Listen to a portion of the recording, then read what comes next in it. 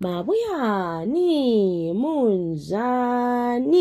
Salibonani muli eZimbabwe. Ngiyalamukela njalo kwenye episode embiyeni lephathele yona elangeni lanamuhla. Ithi ngitsho okuphakathi kwenhliziyo yami ngoba kunzima. Linjani sisi? I hope liyaphila. Igama nguTom, ngisuka eKezi. Ngileminyaka engu-38. Mina ngingumuntu owayengathandi indaba zokusizwa. Eda emapostorini o enyangeni. Konke kwatshintsha ngizenhlangane lomngane wami. Saxoxisana ngezempilweni, yena wangitshela ukuthi wasizwa komunye umpostori. Lamanje lami ngalandela ngasizwa labo. Kwaba ngcono kokunye. So umngane wami wayethi engazwa lapho okulomprofita, wayehle egijime entshele sihle siye. Sagijima emapostorini isikhathi eside kakhulu. Angisoli, kodwa indaba yokuthi namhla uzaphiwa umthandazo, kuthiwe uyegeza 3 days, uphenduke. After 3 days, ubuyele uphiwe omunye, bekuthi 6 days, uphenduke. Uphiwe omunye futhi kuthiwe ubuye uzolala echeche. Umnyaka uyaphela sibili uloke uchicha, kodwa kutshintshe into eyodwa okubili. Mina ngagcina sengidiniwe, ngathi ithi ngezami izinyanga. Manje inyanga ziyahlupha ukuthola, yiyo iproblem. Kuchiyene lamapostori athi ungathi pheche eguswini uyabona 3 or 4 amachechi. Uyenze ukukhetha ukuthi ngiye ngaphi. So inyanga kwabanzima, kodwa ngangibuza ngaze ngathola eyinye eyathi ifuna ukungisiza. Wangithi ngiyethatha inhlabathi emangcwabeni abazali bami. Wathi inhlabathi yona leyo uzayilungisa ukuthi izinto zami zihambe kuhle. Abazali bami bazonginakekela empilweni yami. Lamanje ngagada ibhasi ngayathatha inhlabathi emangcwabeni.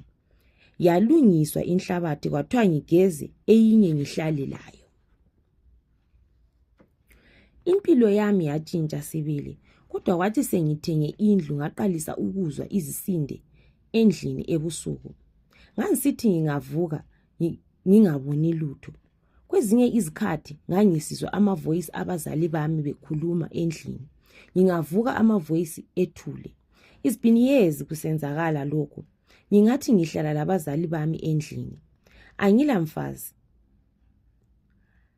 Ngake ngathatha umfazi wabuyela kibo ezwe imhlolo leyi eyenzakalayo lapha egumeni. Kunzima sibili kodwa yikho engiphila lakho. Yiyo ke i-confession esuka kubhuti wethu. Uthi yena uhlala wahamba wayathatha inhlabathi emangcwabeni abazali bakhe yalungiswa. Inhlabathi yankhona yena leyo is like sehlala lezibhoko zabazali bakhe. Hayi kunzima. Kunzima vele sihlangana lakho empilweni, kodwa bakithi kanti vele kwenzakalani vele.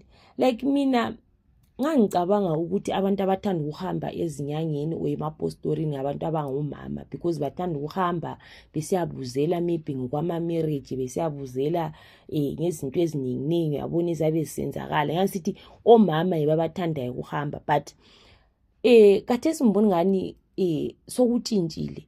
It's like obaba labo sebethanda ukuhamba, yabo. Obaba siyasikwazi ukuthi bahamba besiya emabhoreni, besiyabona amabhuza le, besiyabona besiya emabhawa, besiyahlala labangani babo bedlala, bexoxisana, benatha utshwala bekhona ngale.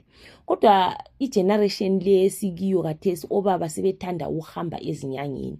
Angazi ukuthi kuyenzakalani, ukuthi kwenzakalani sibili baba sebethanda ukuhamba to an extent yokuthi umuntu uzogcina usuhamba lezi nyangeni, usuhamba usuthi ufuna ukulungisa impilo, like ungumuntu oyindoda. Sasikwazi ukuthi abafazi baba bechicha. Okay, asichiyaneni la yena le, but yokuzohamba usiyathatha inhlabathi emangcwabeni abazali bakho, usithi abazali bakho bazokunakekela. How abantu bazokunakekela kanjani? Kunzima. Esihlangana lakho empilweni kunzima. Kodwa singathi phela abantu lapho uyabuzama usithi izinto zakho zikuhambele. Plus anti siyamuzwa lathi ubhuti wethu ukuthi yena wayesezwile ngokuchiche sesiye emapostorini usitshintsha into eyi1 or 2, like ipatience vele asilayo. Okay, mawubonile ukuthi ukuchiche emapostorini kuyala wekelana ukukhuleka. uyekelani ukukhuleka. And bawungahambe enyangeni ungazwabe kutshela ngezinto ezinjalo ukuthi thatha into enjalo sibe sikulungisa. Wena vele emqondweni wakho ucabanga ukuthi ngingathatha inhlabathi wena leyo ngenze khonokho semvusa like izipoko zabazali bakho izozwa lezi ezokugcina. Wena vele akuzange kuklike kumind yakho ukuthi lapha kule something wrong la. Wena wabona vele ku right ukuthi ngithatha inhlabathi yona le uyeyilungisa. Kade suhlala lezipoko zabazali wakho. It's fine. Namboni ngani it's fine because umuntu ole 5 senses ezicabanga ezithatha kahle ka ungathi ahambe ethatha inhlabathi uyahlube kwazi ukuthi inhlabathi ngayithatha obvious imvusa izipoko zabazali bamthi zingcini. Ziyakugcina susola futhi. Next time makuyikuthi umuntu usudini ngokuchicha ungakayi hambe ezingangeni ungakayi uyitshela izinto zalezo zokuthatha inhlabathi kuqaphansi ngamadolo akho ukhuleke ukwazi ukuthi kulomdalo owakudalayo wena before anything else, before amapostoli lezinyanga kulomdalo owakudalayo. So wena ufanele uguqe phansi ukukhuleke ukuthi uNkulunkulu hayi ngiza kuwe ngicela ungisisi. Abantu abangobaba avela kulifanelanga vele indaba zokuchicha ezinyangeni sikwazi ukuthi abafazi baba bechicha. Mina ngikhuluma into engiyaziyo lami kanengi ungahamba ungaphuma nje uhambe emachechi uyabona ukuthi abantu abangomama especially emapostolini noma abantu abangomama babagcwele kanengi ukalutshwana ukuthi ubone obaba but ngani kade sokutshintsha maybe labo baba labo sebethanda ukuchicha njoba bebuya besitshela bona maybe ngezikhathi lapho esabe siphuma thina siyabona umama ubaba babe sebehambe kudala echechi bayosizwa because into emangalisayo mina njengami personally yamangalisa because kanengi ungaphuma uyabona omama bebaningi but obaba basebebuya besitshela izindaba ezinje. So kungasenani asekeleni bakithi asekeleni mawungahamba enyangeni hambe enyangeni asiyali but mawungahamba ungazwa bekhuluma izinto ezingacaci izinto ongazwisisi ukuthi ziqonda ngasiyanga lawe sebenzisa common sense yakho akufuni ukuthi kube lamehlo amanya okubona okunye kufuna common sense.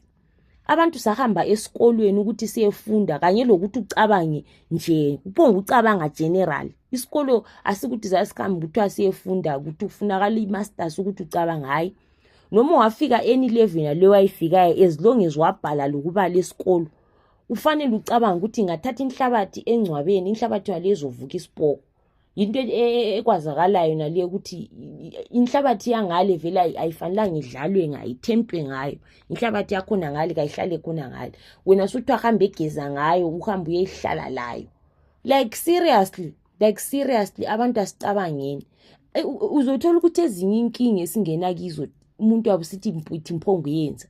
It's like uyabona ukuthi this is a red light like a red flag but when you are anyways it ngihambe through that red light it ngihambe through that red flag angindaba lokuthi kunjani like abantu we don't care about ama consequences but mase siphakathi sesiqasa ukukhala for abantu bonke abafuna ezinyangeni ungatshela ukuthi uhambe ethatha inhlabathi yekela uhambe ethatha inhlabathi because asifuni abantu abazobuya sebekhala sebesithi hayi mina lami ngazi confession ngathwa asifuni khonokho. Ngiyabonga ngokulalela. Please comment, like and share. Ndabonga.